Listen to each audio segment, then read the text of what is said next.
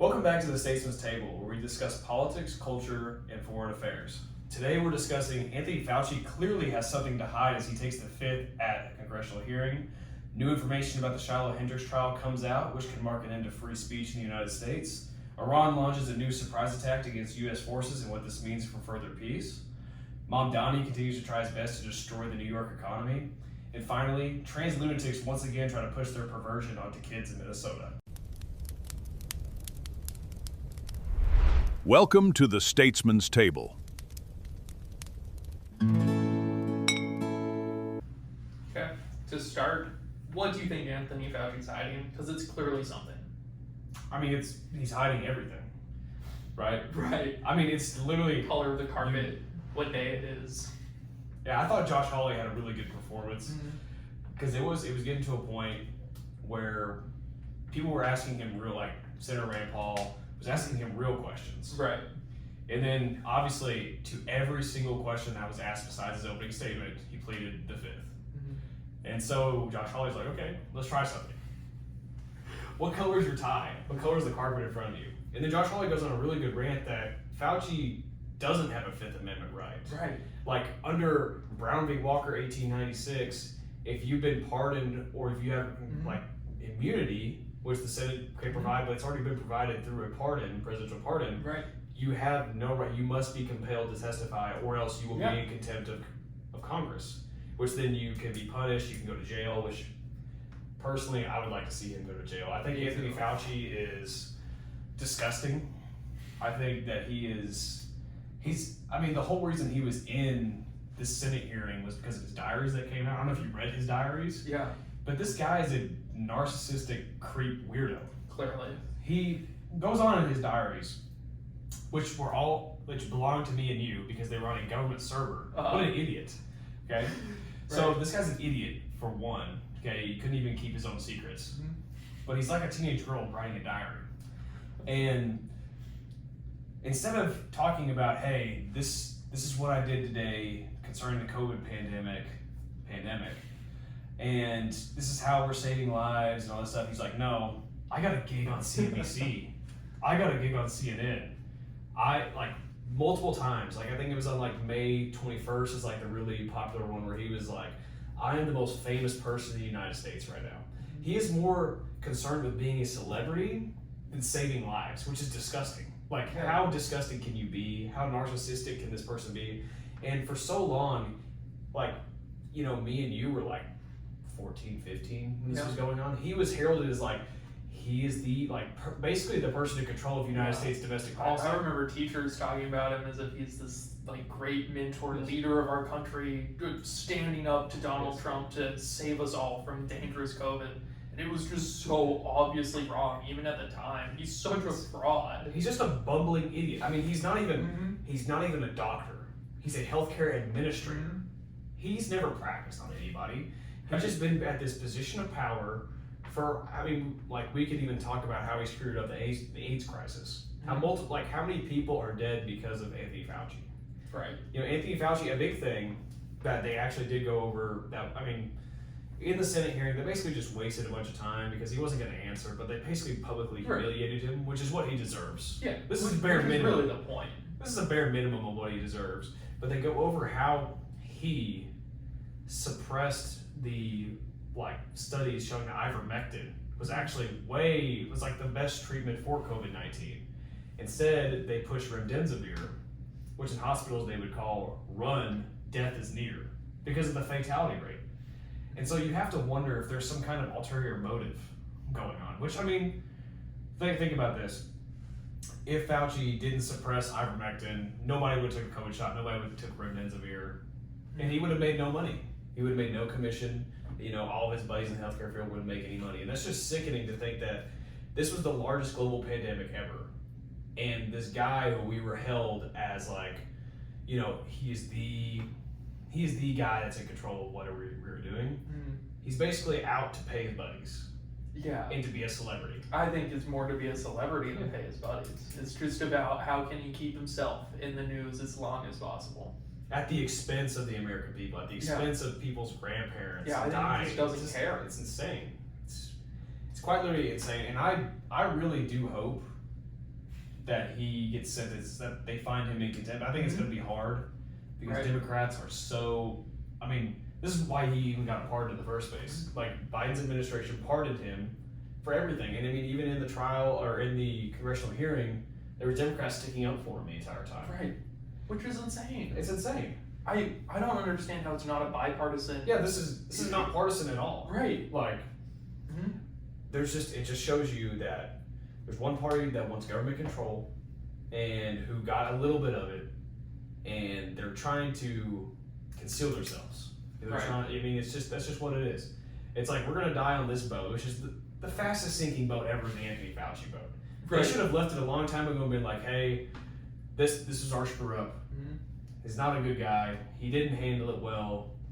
Like, let's throw him to the wolves. But no, they're sitting here in 2026 defending him in front of everybody. And I've even seen videos on social media of people coming out and saying how bad Rand Paul and Josh Hawley are for putting him on this, Rand Paul. This is a side note. I'm used to Rand Paul being this squish Republican betraying us on like most crucial votes, but like this, he impressed me. Like Yeah. I'm a Rand Paul fan once again because like it's nice to see him on our side for once. I mean, I think Where he that, belongs. I think that he runs that committee very well. Mhm. I think that he does a very good job at running that committee.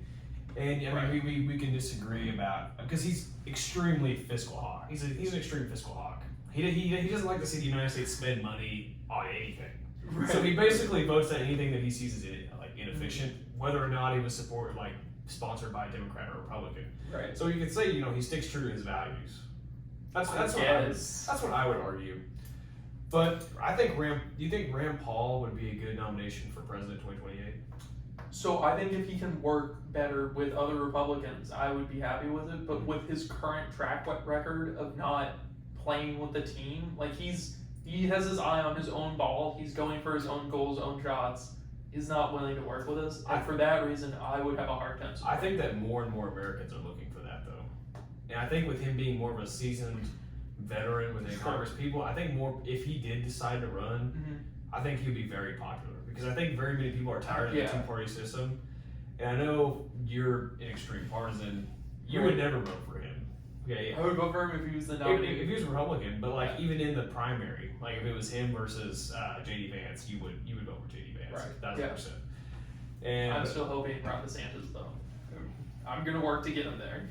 You're gonna work on this campaign? Hopefully.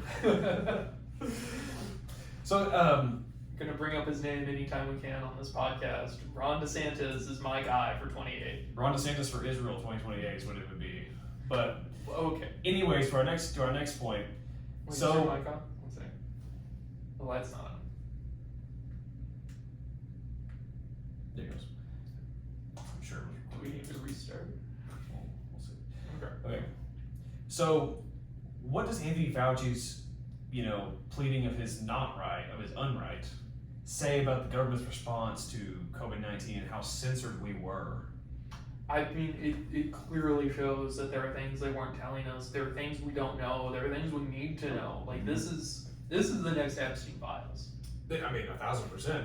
Except you can argue that the government's working to cover that up too. But like by default, like by institution, it's going to be so hard. I mean, even I don't know if you've heard of the PrEP Act, which basically makes it gives all Pfizer and all of them, gives the government immunity for anything that happened during COVID with the COVID shots. So if you were hurt, you can't sue the government, you can't sue Pfizer. They all have this immunity, so it's gonna be this should be way bigger than it is, but I feel like it won't be as big until we get rid of the PrEP Act, until we repeal the PrEP Act, and then Fauci will eventually die. He's like 80 something years old, and he'll probably never get the punishment that he deserves. But eventually, probably in 30 to 40 years, we'll probably get the true answers, I would say. Yeah, it's probably true. But I think it's going to have to come through lawsuit. And for that to happen, the PrEP Act is going to have to go. Or we're going to have to find some kind of way to get around it. It's been 6 years after. Right, someone has to be liable for Does the government need immunity any longer? Does Pfizer need more immunity? Seriously, I don't think that they do. I think that these... Right.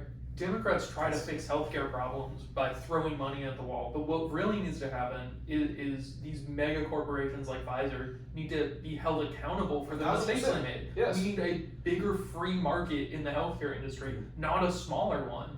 And it's We need incentives for healthcare companies to make a good product and not to make a good profit. exactly. You know, Exactly. and so if we held them, well, they're like, you know, this is the big argument.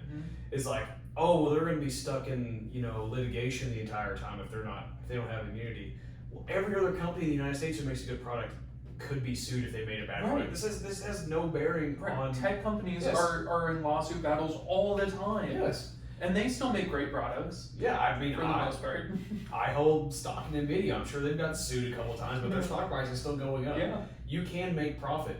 It's just that our government is embedded with these big corporations, these big medical corporations, and it's because they have huge lobbying power. Yeah. They have huge lobbying power. You know, I mean, even if you look at the mainstream news or like the cable news networks, all the time there's prescription drugs, like all the time. There is no backlash on these big companies.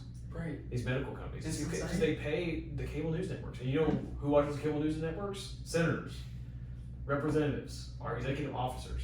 Mhm.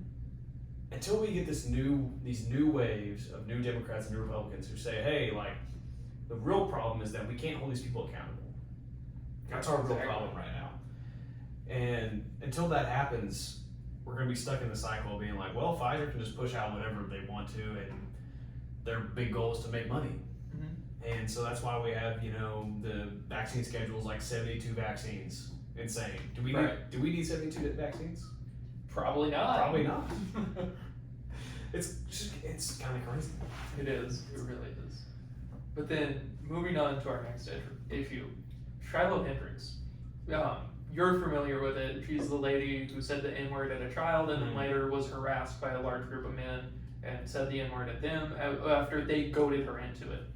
And so I think I'm going to have a controversial take for the conservative I am.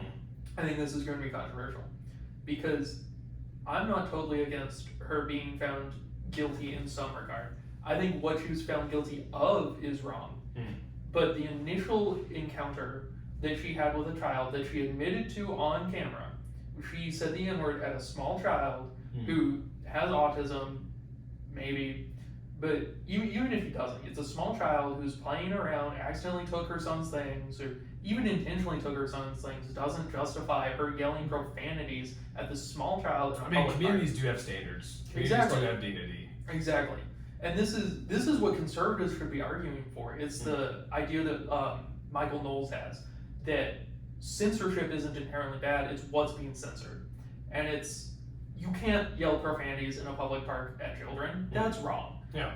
But what she was sentenced for is the saying the N-word at the group harassing her after she said the initial thing.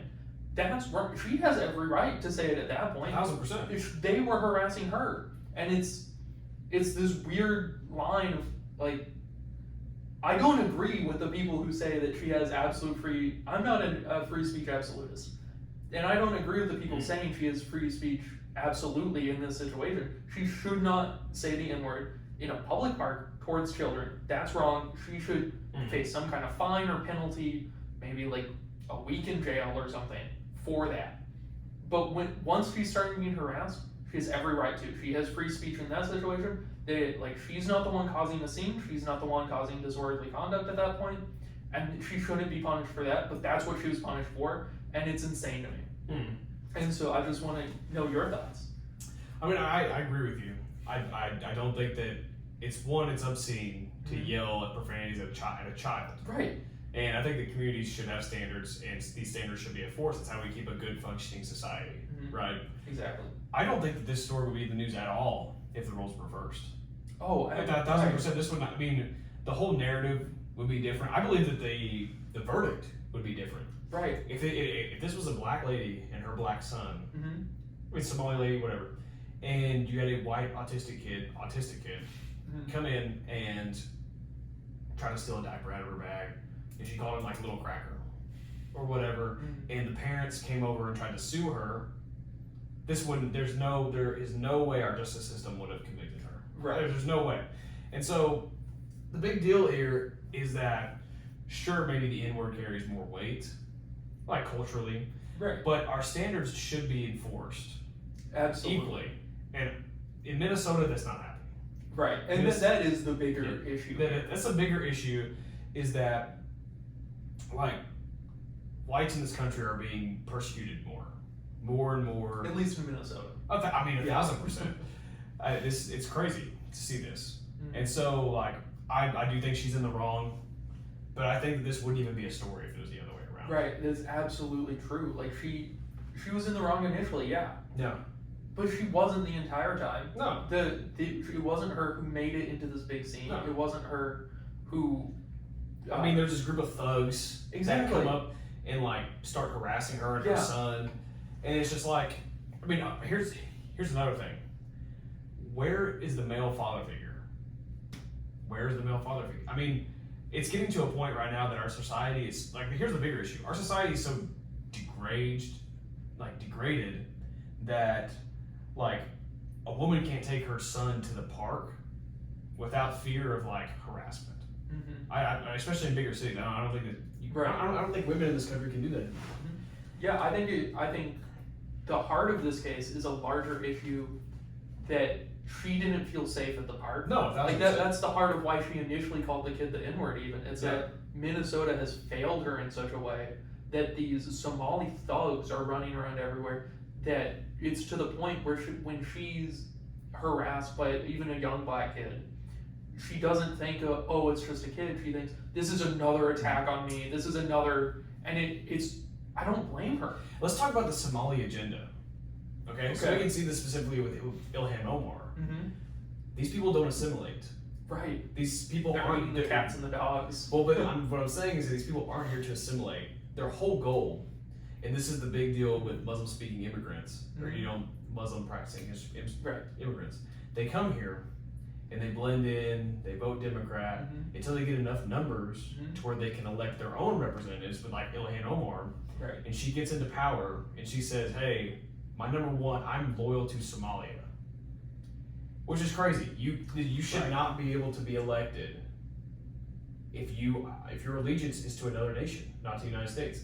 That's why I believe that we should not, like, if you are a member of Congress, you should not be a dual citizen. You have to revoke your citizenship to another country in order for you to be eligible to be sworn in.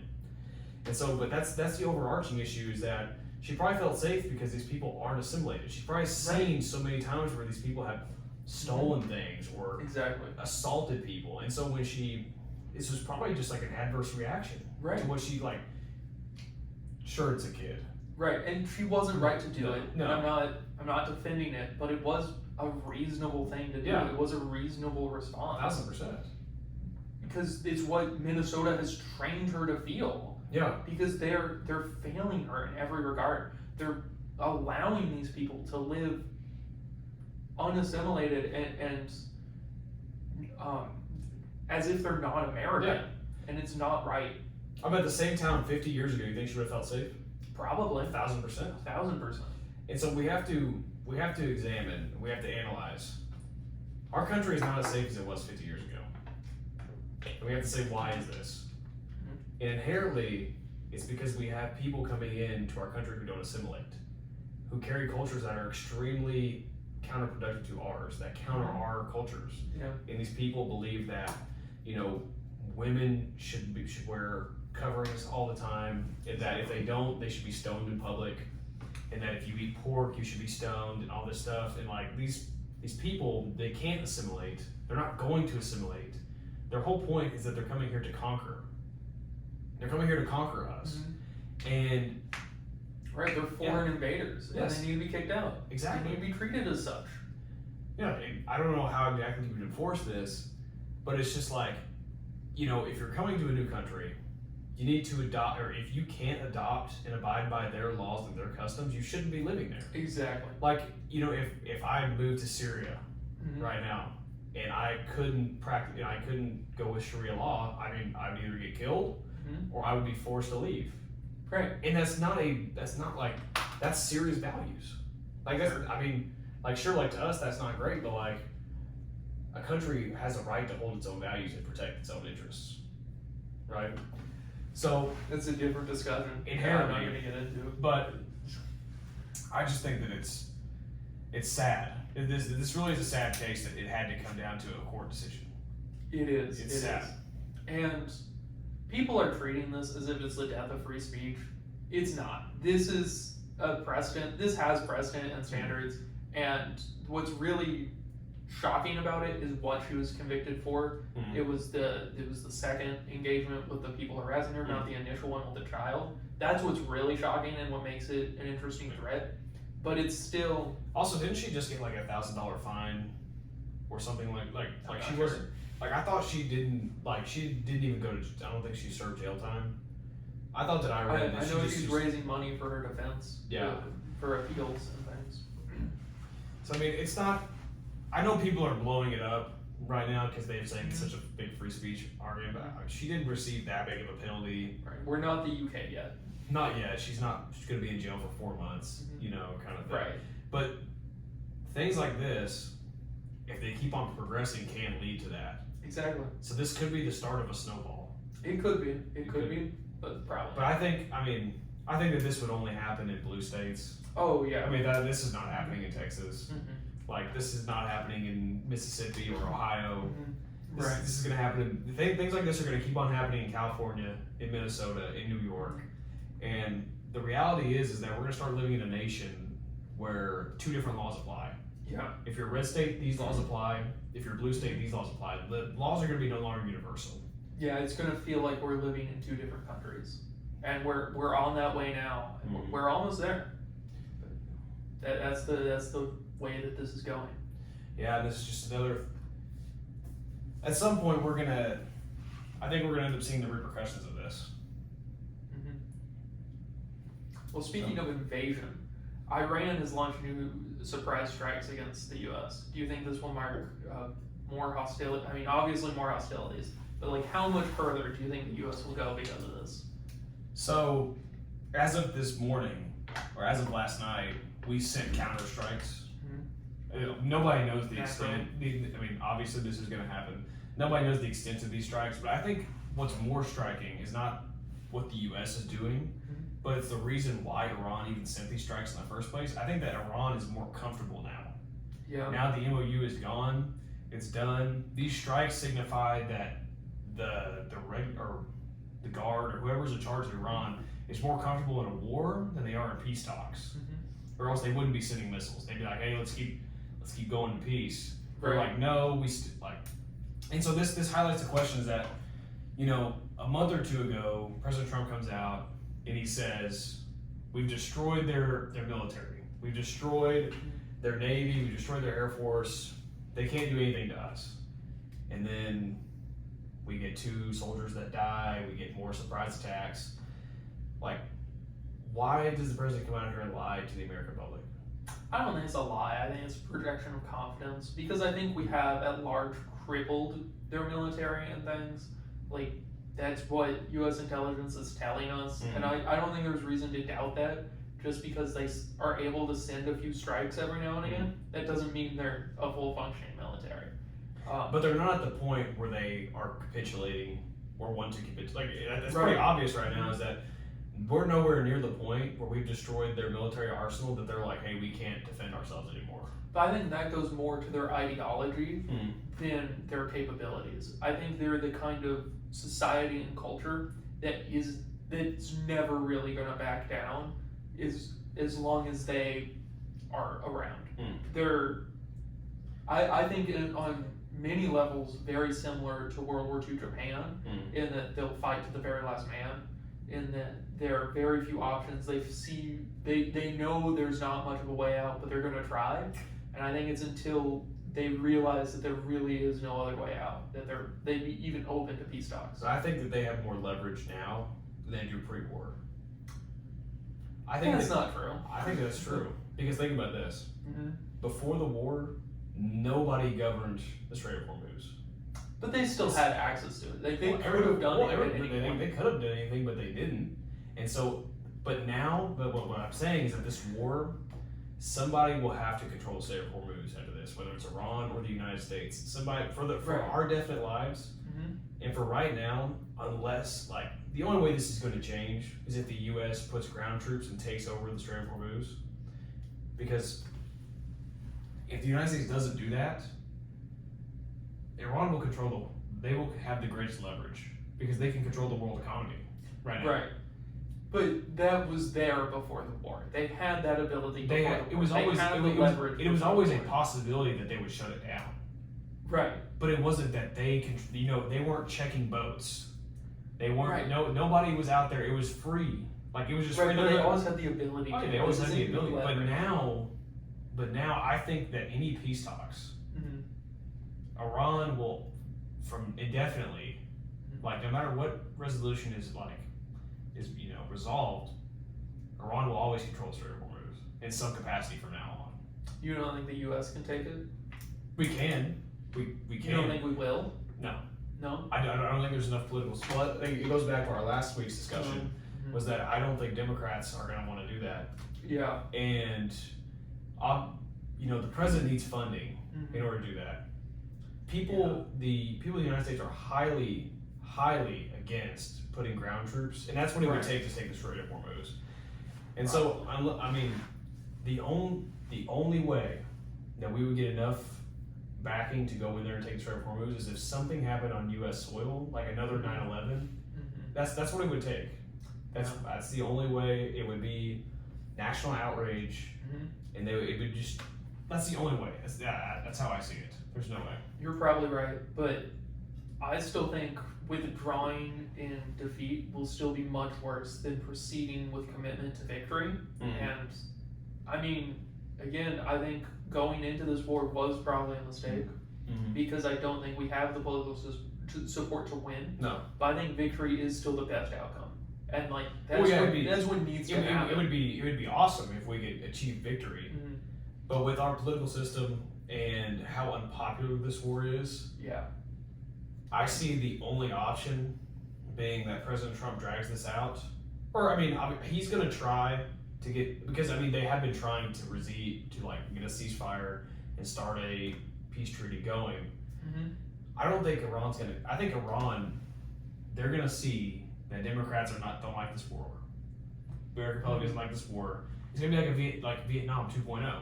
Yeah. And so if they just hold out until the people get in power that are gonna withdraw troops, so they may blow up every single peace talk that there is until the Democrats gain power.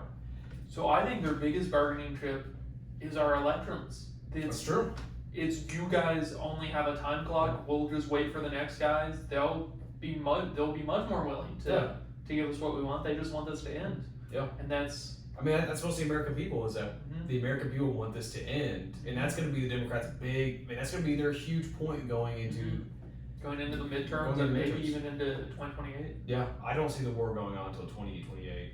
I don't either, but I see President Trump having to withdraw because Congress being controlled by the Democrats or being almost controlled by the Democrats. They're not going to be able to give support, or they're going to actually pass that bill that went through the House a week ago saying that Trump has to withdraw troops. So eventually, I think that's where we're going to see the cease of this war. They'd have to gain a lot of seats for that to go through, though. Yeah, it's in the Senate because it already passed in the House. Right. They would have to get at the same time. There are enough Republicans that would support it that I think Democrats would only need 53, 55. But if this war keeps going on for another year or 2 years, how many of those Republicans are going to flip? Especially because it's going to be extremely unpopular by then. That's a good point.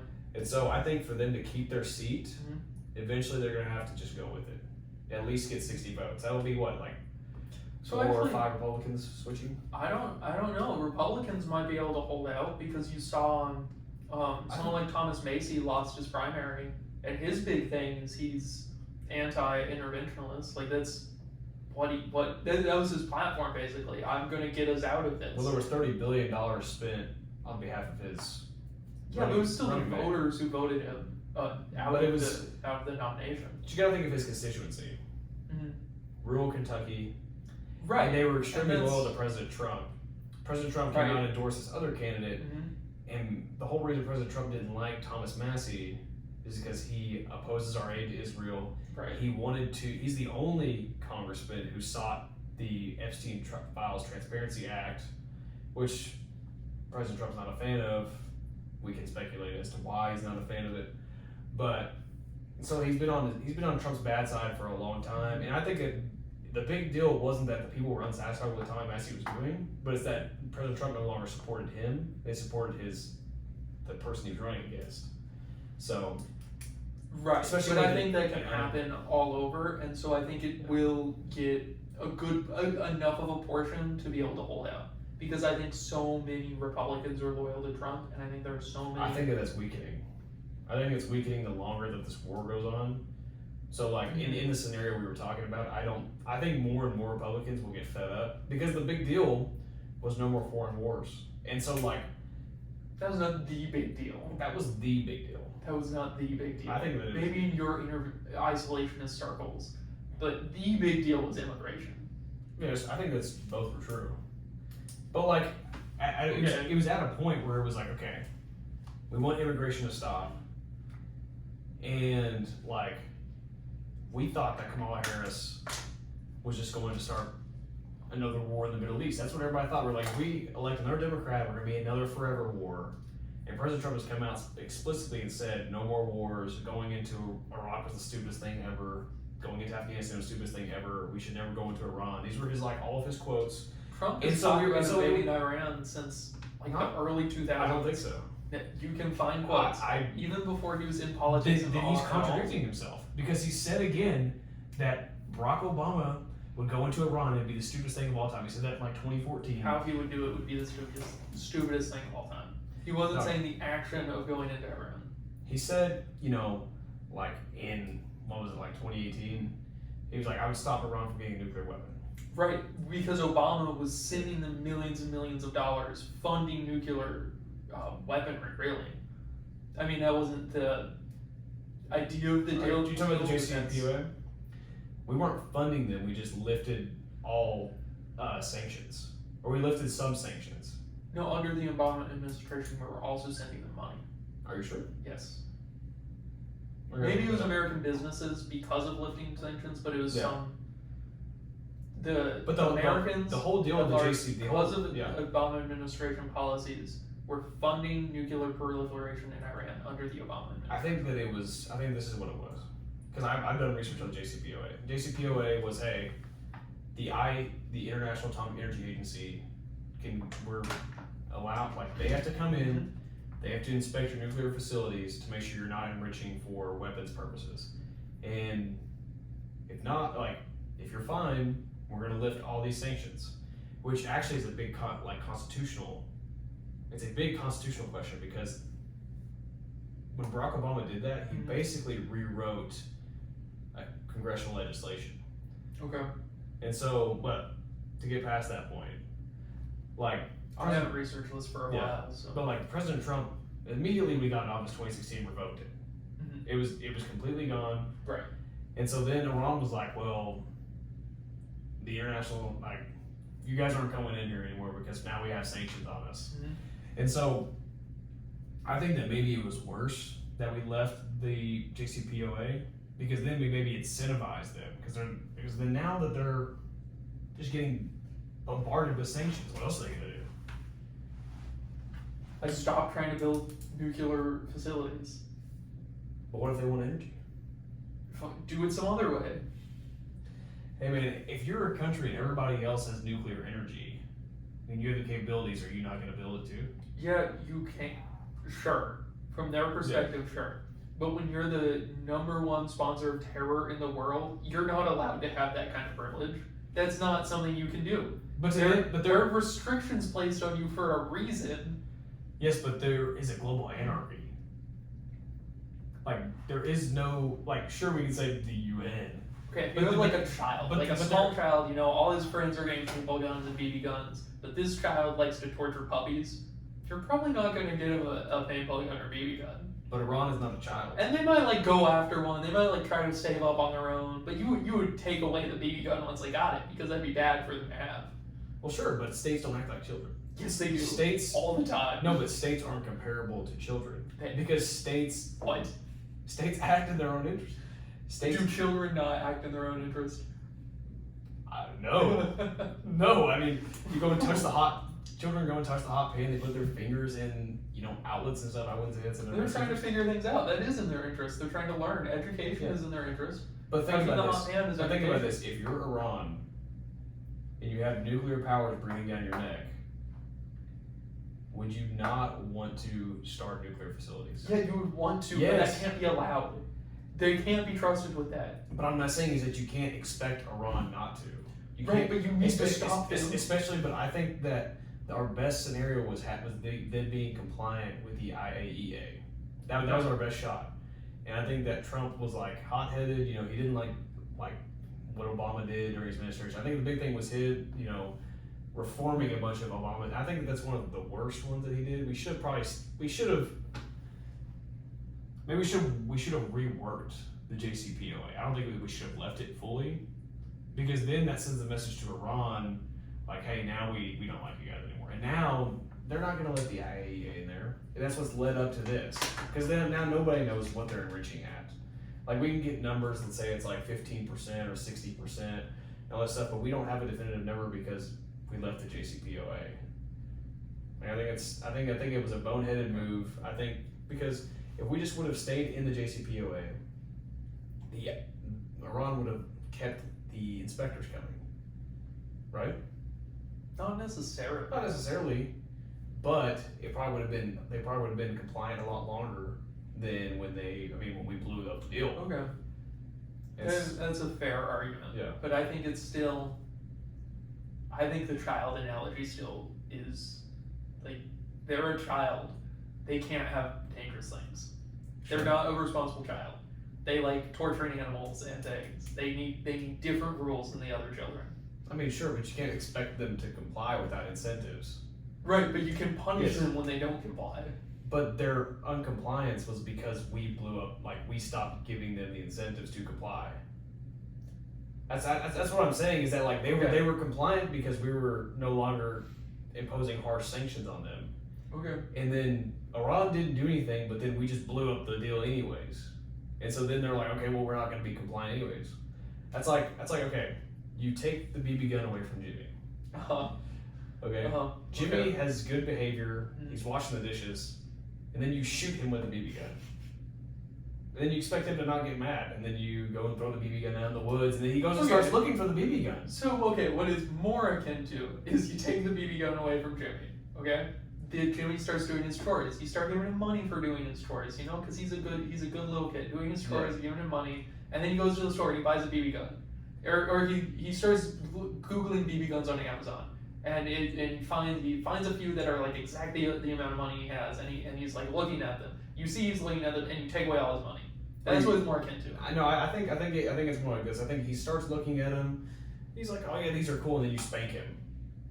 Sure, And yeah, then, even that. But and then you spank him, and then he's like, I was just looking at them. Like, what in the world? But like, can you trust that? Then he's like, get out of my room. Don't ever talk to me again. Now he's mad at you, and then you're mad at him. And I think that if you didn't spank him altogether, it would have been fine. But your job isn't to keep him happy, it's to stop him from hurting himself or others.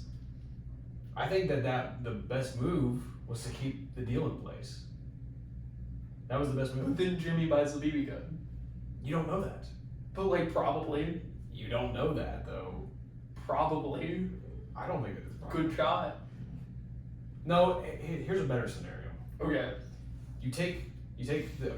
You reach a deal with Jimmy after he shoots again. Okay. With the BB gun. Mm-hmm. And the deal is that Jimmy, I take the BB gun. If you do your chores, and Mom's gonna watch you do your chores. Mom's gonna check up on you doing your chores, doing the right thing. Mm-hmm. And so Mom keeps checking on him, giving Dad a good report. Okay. And then Dad spanks Jimmy for no reason, goes and throws the BB gun outside. There's no chance of him getting the BB gun again. And then Mom stops watching him. He said, stop watching him from now on. And then Jimmy gets resentful. And then he starts going on Amazon looking for the BB gun. So I don't know. And then you spank him again for looking at the BB gun. Because he feels like, well, why is there even a deal? I thought I wasn't going to spank it if I did my chores. But I think it'd be more akin to before the spanking, he starts looking for the BB gun. No, I think because Mom would have already been there looking after him. The mom is the IAEA. Sure. And I understand the analogy. Yeah, but they didn't find any fault with Iran before the JCPOA. And so, like once Dad spanks Jimmy for no reason, he shuts the door on Mom, doesn't let Mom come in anymore. And he isolates himself in the room. And then Dad's like, hey, you shut the door on Mom, I'm going to break the door down. But I think that makes more sense. I think I need to research the thing more again. JCPOA? Yeah. Because I researched it before like 2020 to just know why I hate Obama. Yeah. Well, I wrote I haven't done much research since. Dr. Bennett's class, I wrote a paper on the JCPOA. But I wrote it more on the constitutional implications because Barack Obama effectively repealed like sanctions limitations that were already like passed by Congress. So basically, and what JCPOA is it's an executive agreement. So it's like a treaty that doesn't have to go to, because a treaty has to go to the Senate to be approved. An executive agreement, as of now, doesn't have to go to the Senate. So you bypass Congress altogether. And so through this executive agreement, he said, hey, we're not going to put these sanctions on you anymore, which is counteractive to what Congress has passed, and he didn't have Congress's consent. And so he effectively like rewrit the law as the executive. So is that unconstitutional though? Because the president does have power as head. Well, that's the whole debate. I mean, I think that's a really interesting question. Yeah, I would argue that it is unconstitutional. That I think that executive agreement should be limited to what the executive like. Well, I'm just trying to think like if Trump did that, would I be okay? Oh yeah, you would probably. I think I would. But it's like if you, because the whole point is checks and balances, right? Checks on power, and the executive notoriously in the Constitution has limited power, and so if Congress imposes sanctions on Belgium, and then the executive's like, hey, let me cut a deal. Well, effectively, you just surpassed the people in the United States, which is, I think, what the founders would have not wanted. I don't think they would have wanted. Okay. Because I think that's why we have the treaty process to begin with, because executive agreements kind of just like came up as like informal agreements, but now in our world, executive agreements are like law. I think you could argue the inverse, though. Oh, the reason the founders had the president be the head diplomat was specifically to bypass Congress. I think there's a good argument for that. Because the founders notoriously did not trust the citizens. Yeah. Like they were like, I guess we should make this a democracy. But they trusted the representatives that were in charge of them. That's why we have a representative democracy. They trusted the representatives because they were the representatives. They thought that they should have made the decisions, and they were like, okay, we're gonna have a king-ish. Right. But like, I don't think that the founders would have envisioned a world where executive agreements rewrite legislation, because in that world, you know, it's like Barack Obama effectively has a legislative power at that point. Yeah. A foreign policy legislative power, which I think it should just be like this. Okay, the president can make an executive agreement, but it's got to go like to the Senate, maybe without the filibuster. Maybe it's like just simple majority. Remember just like committee approval. Yeah, or some kind of check like that, because then it could be like, okay, well then we'll nullify, like if we if we vote yes, then we can nullify whatever section in whatever bill, and then it's no longer like this big constitutional, divide that we see. But right now it hasn't been resolved, so it's a huge question. But since the JCPOA is no longer active, like we can talk about it, but there won't be another application of this unless we see some kind of executive agreement with Iran again, Yeah. But anyways, to move on, Mamdani continues to try his best. Speaking of Muslims taking over a Congress. Yes. So Mamdani is about to implement his city-run supermarkets. So from an economic perspective, what does this entail? This is stupid. This is so dumb. This is going to raise. This is going to have a supply issue. Of course. Supply is going to 1000%. plummet. Like no one's going to be able to get food. There are going to be massive bread lines like there were in the USSR or Cuba or Venezuela or like anywhere else this has been tried. Well, think about this. I mean, what is the city going to do? Okay. These supermarkets are going to be depleted every day. Right. So think about the deficit it's going to take on the city to keep restocking. They're going to have to restock maybe multiple times every single day. People are, I don't know if you've seen, like viral videos on the internet. People just like walking, like even when they tried these like Amazon stores where you would just walk in and then you would walk out, and supposedly it would like charge you. We would just go in there and take everything and not have a card on them and just walk out. Well, that's what people are gonna do. They're gonna go and they're gonna hoard as much stuff as they possibly can get. As much like this has a bit like, in order for this to work, human nature would have to be fundamentally different. Right. I mean, but we live in a world where humans are inherently self-centered, and it's like, well, you getting a pound of ground beef, that's one less for me and my family. And if I'm starving, I'm gonna make sure you don't get any. And so every time I go there, I'm gonna take as much as I possibly can.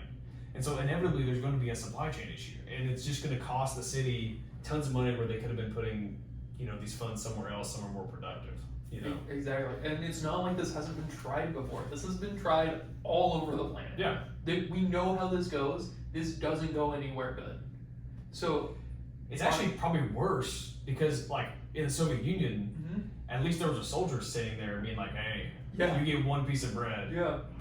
I don't think there's going to be anybody enforcing who takes what. So people are gonna, get shopping carts and just fill them to the brim with as much as they can.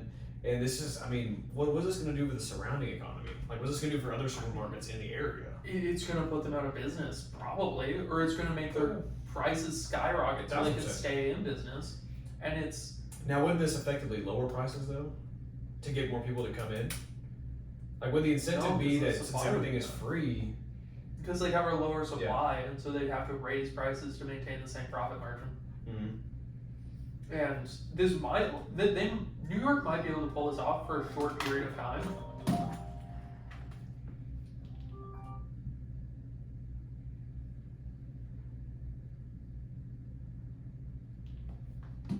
Okay. New York might be able to pull this off for a short period of time with their increased tax income. But like at some point, the rich people move. Yeah, like the 1000%. billionaires or millionaires that he's taxing for these big penthouses. They're just gonna sell them. The landlords he's freezing the rent on, they're just gonna sell their buildings. They're gonna leave them. They're gonna abandon them. The supermarkets in the area are either gonna be forced to leave, or they're just gonna capitulate. That's what it's gonna be. Yeah. And then we're gonna be left with, okay, here was the state-run supermarket, and there's nothing else around it besides slums. Right.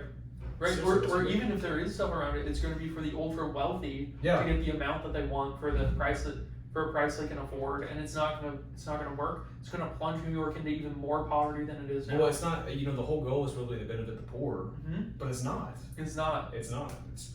This can't. It might in the short run. Yeah. But it's not sustainable. Well, it'll be for the first 10 people that get into the store. They're grand. But anybody who wants to, you go and you're living on minimum wage and you want to go after work to get your kids something for, and you're like, oh, there's a free supermarket. And you go and it's at the end of the day, well, they're not going to have anything. Right. Like, seriously, they're not going to have anything. And then if you can't afford food, you're starving. You're going to starve.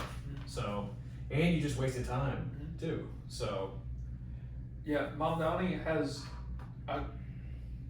he clearly knows nothing about economics, and he clearly just believes in theories that don't work.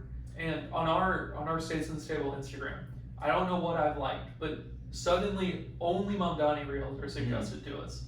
And I have to admit, he's a likable guy. Here's the thing. One of our points was, what can Republicans learn from him? Well, he knows how to leverage public opinion. Because so many people feel like that they can't afford food, they can't afford a car, they can't afford a house. Well, when the proponents of capitalism, the Republicans, even the Democrats, like Democrats, if they're not providing any solutions that stand out, they're like, hey, this is going to help you afford to have kids or afford a house. Then eventually people are going to be like, well, when a Mamdani comes, they're like, this is our only solution because what Republicans and Democrats are doing isn't working. So I need a socialist or I need a communist. So for Republicans and Democrats both, we need better solutions for the affordability crisis that's going on, or else people are going to resort to communism. I think there are Republicans with solutions, but do you think we need a new name for ourselves rather than capitalists? Like, do we need to call whatever our solution is something new so it isn't associated with? I think that you have to have some kind of catchy name that's like a plan. Yeah, because if you just say, guys, more capitalism is going to work, people don't believe it. I don't think people are getting to where they don't believe that anymore. I mean, that's why we see Mamdani's even elected. People are starting to not believe that anymore. Yeah, but so if you're like, hey, here's this new ism that's gonna, help you help spur more free market. I mean, this libertarianism, my free marketism ish, might help. Except people might see that as being too in the long run. Right. It may take too long. They can't afford groceries today. Sort of like, well, if the state just got a hold of all the grocery stores, then I'd be able to get food. That's not the reality. But you got to think these people don't think that far ahead. They're thinking about, well, what can I afford tomorrow? Right. And so, if there's not better solutions, and there's not more, if we're not catering to the affordability, which right now nobody's talking about it besides Mamdani. Mamdani's the only person who did talk about, hey. Well, the Trump administration is working on like homes. Well, they're working on mortgage rates. Yeah. And they're working on like medications. Right. But for the people who are living in New York City, it's probably a big deal about food. And so for them, it's like, because I mean, think about home ownership, medication. Right. That's suburban America is worried about that. Right. People who can probably already afford to get rent. But if you can't afford rent, then Mamdani is like, well, he's our savior. Like, he's our only option. Right. And so what we could see is many of these inner cities falling to like socialist mayors and stuff. And this may be the first domino to fall, unless we find unless we find a more if we can take his social media presence and the way he talks about it because he's very confident. Yeah. We need a really good charismatic leader. We need a charismatic leader who has good ideas about how to solve the affordability crisis. And we need a Ron DeSantis who's really charismatic. That's what we need. Oh, I don't think that would happen. I don't think it's gonna happen. He's not a very charismatic guy, but he's. I think we need a Thomas Massey.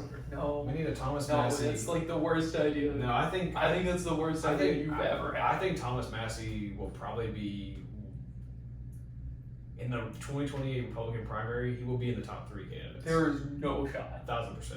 No, the isolationists will rally around someone else. I don't think they will. I think that's the way the country is moving is towards a Thomas Massey, and now that they unseated him, that frees him up for a presidential nominee. Okay. And I know that that's not what you would like to see, but you can't argue that more people are wanting to get out of foreign wars, especially if this Iran war is so unpopular. Yeah. People are starting to turn on Israel. Israel had, I even seen this poll that came out recently that said like 70% of Americans are in favor of Netanyahu's arrest. And Rand Paul is a supporter of Israel.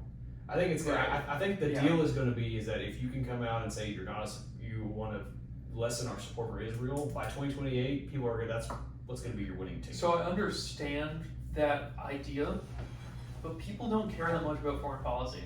Foreign policy doesn't affect them all that much. Well, it's going to affect them. Whenever gas prices hike, and eventually they're going to do. They will hike. Sure. Because, the price of oil isn't just it's the same price everywhere. It's not like America has their own price. Oil is the same price everywhere.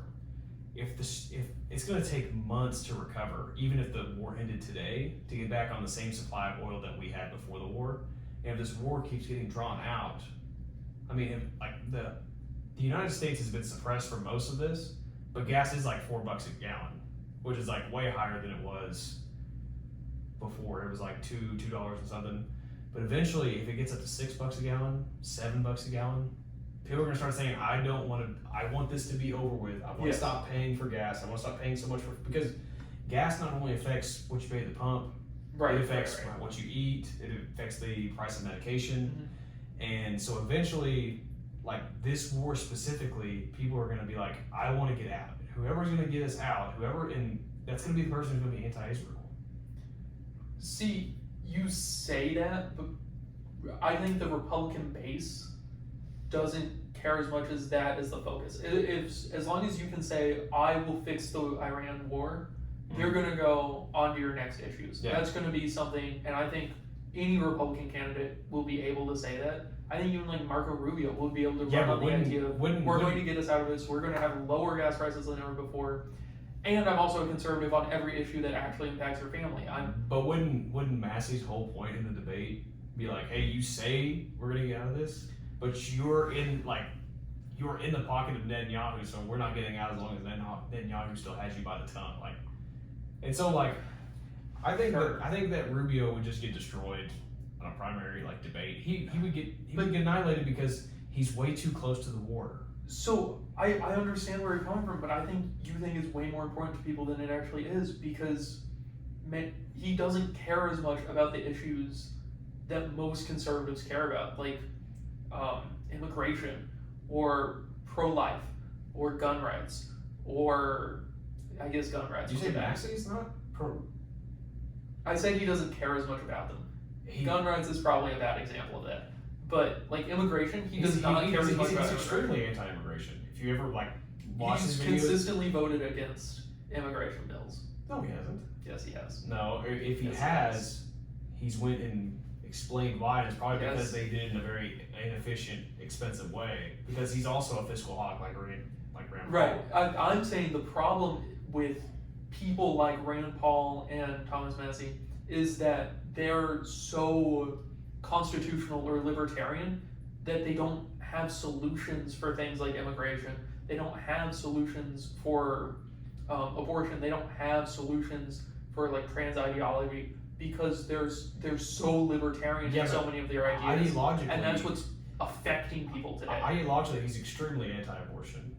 He's extremely anti-immigration on principle. Would he pass a federal ban, a national ban on abortion though? No. Almost definitely not. Are you sure? Are you sure?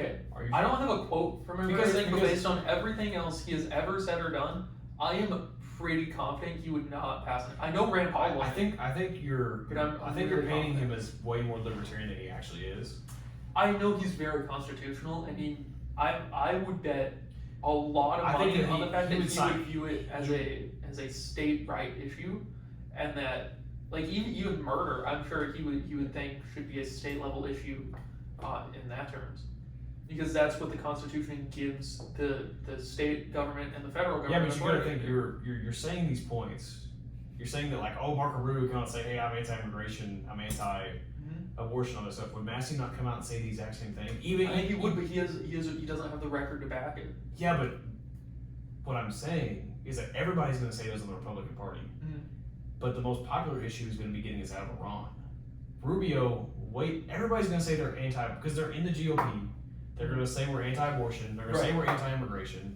And it doesn't matter if they are going to do it actually or not, because we can look at Trump. He didn't actually do the stuff that we wanted to vote him in for. But with I would disagree. the big plan for Massey is to say, hey, all these other, because I think it's going to be Massey. I think the top four. It's going to be Massey, Paul, Rubio, Vance in the primary. Rubio and Vance, their thing is that they were way too close to the war. Especially Rubio. I think Rubio is too close to the war. Yeah. I don't think he'll get the nomination. No. Now Vance. I think Vance has a really good shot. His only shot is if he comes out once, like, it's going to be hard because President Trump will still be in office, but he's going to have to come out and publicly denounce the war. And if it's resolved, he's going to have to publicly denounce that, hey, I was never on board with this. Or if it's resolved, he just has to claim credit for resolving it. Yeah, it's either that, or if it's still going, he has to say, hey, I never wanted to be in this. Because if he doesn't come out and say, hey, I never wanted to be in this, if gas is $8 a gallon by then, $9 a gallon, people aren't going to vote for him either. I think he just has to present himself as the leader in resolving it, because he is the one. That's what I'm saying. In a lot of the diplomatic That's what I'm saying. If the war's still going on, he has to make a active. This war, it has to be done. And he's already taken the stance on Joe Rogan podcast that like, hey, I was less than enthused, which is basically saying I didn't support us going in there. And he's going to have to take a stronger stance and be like, hey, I was less than enthused to go in there. I had to support my president, but if I'm president, this is not the decision I would take. If I was president, that's not the decision I would take. And that if I become president, I'm going to resolve this immediately. That's his only shot. He has to take a public stance against Donald Trump and the war in order for him to get elected in 2028. I don't think he does at the level you think he does, because Well, Trump is popular enough among Republicans, and we're talking about a primary election here. We're not talking about the general yet. We're talking about a primary. Trump is popular enough; he will have a large say. What do you think President Trump's approval rate was as of last month? Among Republicans or among the general population? Because those are very different numbers. Yeah, like both. What do you think? I haven't seen the polls, but my guess among general population would probably be 35, 65, approve, disapprove. It was like 28%.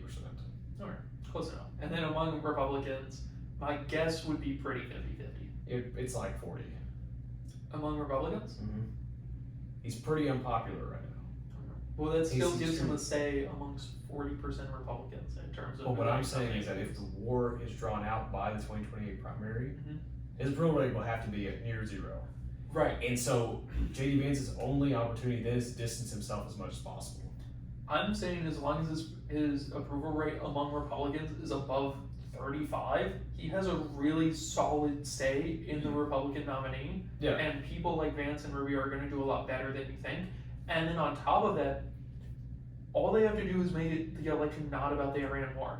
That's not a hard thing to do. But any proponent is going to make it about the Iran war if the Iran war is still going on. Yeah, but you just direct it to something else. Direct it towards immigration. Yeah, but that's not going to happen because that's going to be the most pressing issue is that how do we get out of this? Because that's going to be, because everything goes back to it. Affordability goes back to it. We've been in Middle Eastern wars my entire life. This. That has never once Austin. been the issue on the ballot. Austin, think about this. No. Economics has always been on the ballot. Yes, and we but that's not the look same back, thing. and we could look back at Bill Clinton. Mhm. One reason he was reelected is because the economy was so good. Yeah, The economy right. is, I mean, like our growth was like 1.5% last month. Right. Terrible. Like it's abysmal for the United States. Right. And it's only going to get worse if we stay in this cycle. And so if we're in a recession, money's going to talk. People's Yes. pockets are going to talk more than any domestic policy issue like immigration or Right. abortion. But And domestic policies affect the economy as much as foreign ones do. And that's of my course, point. yeah, but immigration effectively is resolved as of right now. Okay, Like, take affect- affordability that we were talking about Yeah. with Mamdani.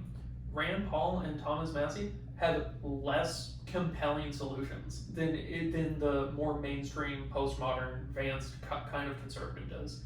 People like Vance, or on the postmodern side that we're more on, they have solutions because they're not so committed to the idea of capitalism. There are things like tariffs. There's stopping corporations from buying single-family homes. Mhm. There's working on mortgage rates. There's working on pharmaceutical Well, drugs. Massey and Paul have both taken like big, like open steps against BlackRock and Vanguard, who you just said are buying single-family homes. Right. So, Someone like Rand Paul is so remarkably against any kind of well, government. okay, I think Rand Paul and Thomas Massey aren't as similar as you make them to be. Right. Yes. I know. I'm conflating them. Macy's a constitutionalist. Paul is a libertarian. He's an extreme free market libertarian. Right. Extreme. Yes. But I think on terms of getting the Republican nomination, they're more similar than you make them out to be, because on voting record and policy, constitutionalist and libertarian come very close together in Congress. Yeah. Because while they probably be very different politicians on a state level, they're basically the same on a federal one. I don't think so. I think that Thomas Massey would have radically different opinions than Rand Paul on a GOP primary. Yes, I think in a debate they have very different. Yeah, so that But would. I think their policy, like if you looked at their platform Yeah. for a presidential nomination or a presidential election, it'd be very, very similar. But who looks at the policies? Who People like us. like us, but the public's gonna look at the debates. Right, so, but they also watch things like the Daily Wire shows or the Tucker Carlson show or Candace or Nick Fuentes. And so Well, it will actually- be about as much talking to them as it is the debates. Yeah, but I think, a big deal of that, like you make a great point. The big deal about 2020 election is who's going to be able to utilize the independent media sources. Mhm. Whoever's going to be able to utilize them the best. Yeah, And I think- 2028 will and I definitely think- showcase the conservative civil war between the the Daily Wire kind of conservatives and the Tucker Carlson kind of conservatives. I think that's a great point too. But I think, yeah, less and less people. I think more and more people are going to shift to more of the radical side by then. I think that's just the way that it's going. I think you're framing this unfairly. People are not getting more, we can even see this in polls. People are not getting more centrist. Right, that's absolutely true. But okay. But I think you're on the Tucker Carlson side of this. Well, I'm on the I just think more people will be going. You are not more reactionary than I am. We are the same level of reactionary, probably. Okay. Which is the term for right wing radicalism. Yes. And we are not. We are about equally far right. Yeah. But we have very different views because we're different far right. Yeah. So it's not a matter of going to your more radical side. It's which more radical side can get more votes here. But I think less people are going to be watching the Daily Wire than are going to be watching the Candace Owens, the Alex Jones, the Tucker Carlson. I think that they're going to be increasingly more popular by then than somebody like the Daily Wire, especially if Ben Shapiro is still go. If he is still there, I think that they will become less and less popular. I think you make the Daily Wire be more popular than it actually is. Well, they just come to my mind first because I watch. Yeah. I don't think that they're extremely popular, and I don't think that they will have much sway. But as you can see, the people like Joe Rogan, the people like Sean Ryan, I don't know, he's also like number 3 podcast in the world. Joe Rogan, he's a little bit out there on some of them, but like politically, he's about the same as a Sean Ryan, Tucker Carlson, Candace Owens. And so I think that that's where the Republican coalition will move. Maybe not as extreme, but I think whoever gets the endorsement from those people is going to be who ends up getting the nomination. And as of right now, it is either Rand Paul or it is Thomas Massie. Okay, I understand that perspective, but I think you're limiting what we're calling the Daily Wire side of the conservative infighting to just the Daily Wire, and I don't think that's true. I think someone like Steven Crowder or Turning Point USA with Erica Kirk, they're much more on the Daily Wire side. Oh, I mean, Turning Point. We need to come up with better terms, the Daily Wire and Tucker Carlson conservatives, because these aren't So, general terms. okay, so hold up. So we have like a T right here. Okay. So you have like Tucker Carlson. You have your Joe Rogan. I would not put Joe Rogan and Tucker Carlson on the same side. I mean, I listened to both of them, and I think they would both vote for the same candidate. They would both. I think that's true, but I think their style of content is so different that what they communicate to voters is remarkably different. But here's the thing. When it comes to election season, they both espouse the same views. Like, they are way more guns. But like what I'm saying is that they would both endorse or have a candidate on their show. I think that they're way more likely to have a Thomas Massie on their show before an election than a Marco Rubio. But like JD Vance. Oh, possibly. JD Vance is gonna be the guy on my side of this. Yeah, like JD. Okay, so then we got your TP USA, which is kind of capitulating as of right now, and then your Daily Wire, and then who else? Steven Crowder. I don't think that he has much pull anymore. If this was like 20, yeah, he did kind of fall. He fell off. So, I think I'm going to call the Tucker Carlson the new right, okay? Because this is a reaction to, because they were both supporters of Donald Trump's presidency. I object to that term because my side is not the old right. The old right is classical liberalism. It is. Well, I think that your not side, all Michaels are not classical liberals. Your side is more neoconservative. We are not. Are you sure? Yes. You guys would support a Marco Rubio, though, who is an extensive neo. You guys would support Lindsey Graham. We would support a Marco Rubio over someone like Thomas Massie, but our choice would be someone like JD Vance or Ron DeSantis, a much more post-liberal idea, who's going to support. We're big government conservatives. There we go. Yeah, I think that's not where the Republican Party is heading. I think that it's heading. I think it's heading to more of a libertarian right, which is what I'm going to call the new right. So y'all are like not the old right, but y'all are like the neo right, because you guys still have some neocon like We just elements. prefer the neocons to you guys. But here's the thing. That's not the same thing. What I think is that TPUSA, Charlie Kirk, he was going towards the Tucker Carlson, Candace Owens before he died. No, he wasn't. Yes, he he was. was holding it all together in No. the center. He was holding the coalition together. Yes, but he was starting single-handedly. He was starting to espouse views that now would be seen as like, oh, that's something like Tucker Carlson or Candace Owens would say, especially about Israel or about domestic policy. Like he was saying about Israel. that's where the Republican Party is heading. But now that Erica Kirk is in charge, it's not going to go that way. And I think that more and more people are going to say that see that TPUSA is a shell of its former self, and less people are going to be persuaded by what they say in the end. Because even now, like, the TPUSA chapter at our local biggest university, University of Arkansas, like just disintegrated. Like they said, we don't like what the main chapter is doing.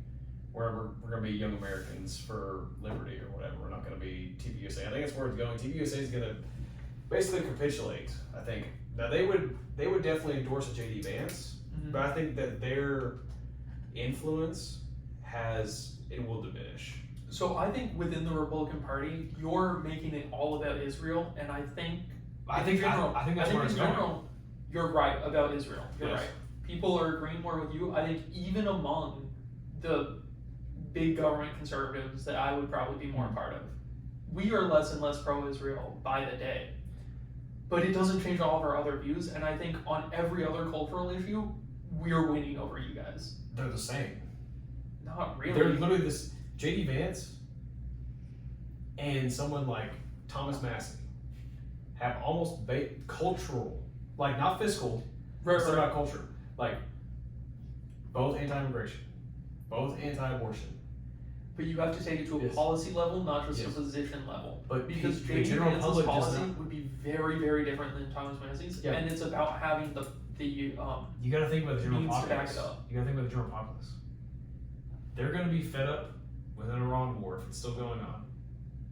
Israel's going to become extremely anti-popular, and if you go up on the GOP stage and you endorse Israel, and you say, like, JD Vance is going to have to.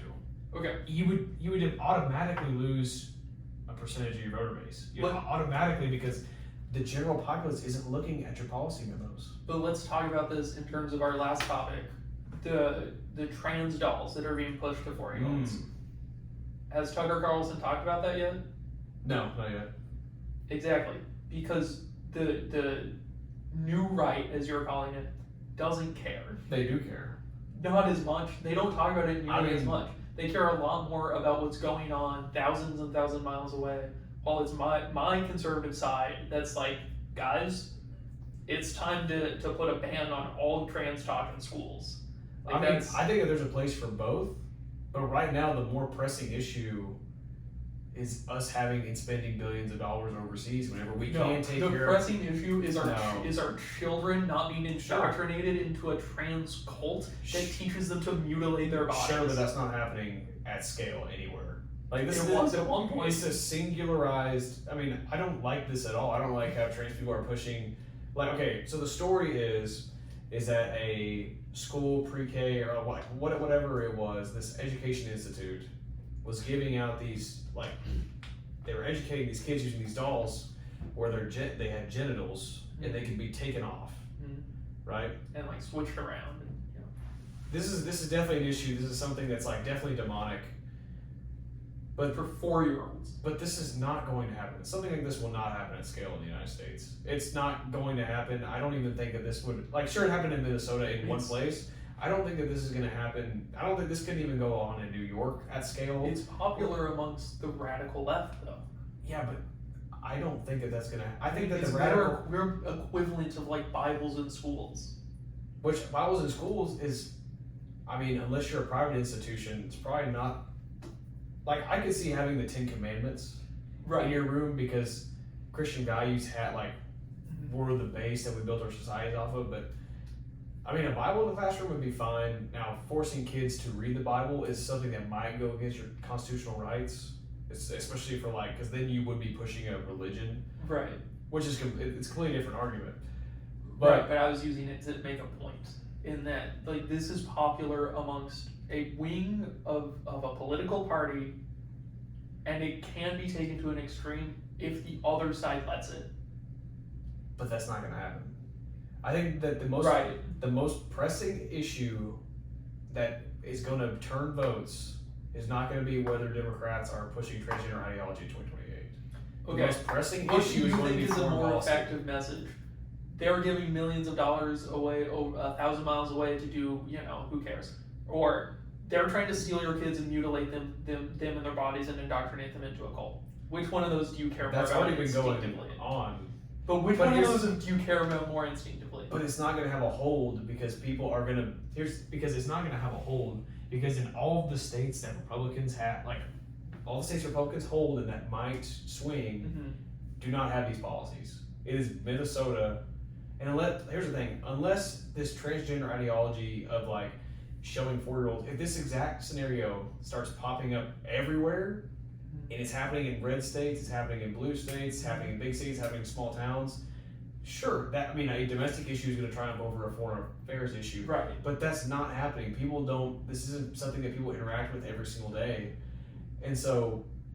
Sure, this specifically, yeah. but things like this do happen every single day. Domestic issues but are going to be more common, and there will be one closer to the election. I don't think they will. I don't think that these will have much of a hold if gas is $9 a gallon. Because the big domestic issue is going to be, hey, I want to bring gas prices back down, and then they're going to be like, But that's assuming the war gets that bad. If the war stays at the level it is now, voters are going to care more about the U.S. domestic issues. Here's the thing: the U.S. can only hold off for so long against the oil spike. I mean, I don't know if you seen it last week, but the world oil prices, because they closed that other strait. I forgot it's like a long name, but it's on the other side of the Red Sea. Right, I don't remember what it's called. The but I know what you're talking oil prices skyrocketed worldwide again. And so, like, if the war doesn't come to an end, even if they reopen the Red Sea, or if, they somehow got pipelines through Saudi Arabia, which that's not going to happen in the next 2 years, gas eventually will boom here too. It will eventually boom here too, and it'll probably be closer to the election. And if gas is $7 or $8, that's going to be the most pressing issue in the United States. That will be the most pressing issue, and that will be because the Strait of Hormuz is not open. But I think it's still an if. And I think it's Well, if Democrats don't control Congress, if enough people don't control Congress to get us out of the war. Oh yeah, of course. That was our whole argument, is that if the war is still going on. Right, but I think there's still levels to it also. I mean, here's the thing. I think it'd have to get really bad for someone like Massey to beat Vance for the nomination. Here's my opinion. If the Democrats get control of Congress and they force Trump either by withholding money or by actually passing a bill to force him to withdraw from Iran, that is the best thing for J.D. Vance. That is the best possible scenario for J.D. Vance, because if that does happen, and that's what it looks like it's going to happen, then that frees him up to publicly take a stance against the war earlier, before the primary starts, and then he will be the preferred candidate. And then somebody like Thomas Massey, they obviously would talk about like, hey, we need to stop sending money to Israel. Bill would be like, well, the war's over. I kind of want to forget about the foreign thing. I want to focus more on domestic policy. Which that's where J.D. Vance could have a strong, he could have strong stances on. But I think that's his best case scenario. And we were just talking about his worst case scenario, which is if the war is still going on. Then it would be extremely tough. I still think he beats a Massey candidate or a Paul candidate. I think there are more. I think it goes on. I think there are people who would be able to beat him at that point, but I don't think the extremes that they're on could. I think it just depends on how popular Trump is. Because if he reaches a 10% approval rating among Republicans, it's going to be hard for anybody in his administration currently to then run again. I mean, that's an if. Like all of this is a big if. Yeah, I think that's so. It's just like, but onto, like we just introduced the topic of the trans thing in Minnesota. Let's go a little bit deeper into that. Is there a whole lot to say? This is the left doing their left thing again. I mean, But this is just like absurd, right? Yeah, I mean, It's it just goes extremely to show absurd. the trans ideology as an ideology needs to be eradicated from public society. Yeah. So that's it for today. Well, that's a wrap for the Statesman's Table. Stay tuned.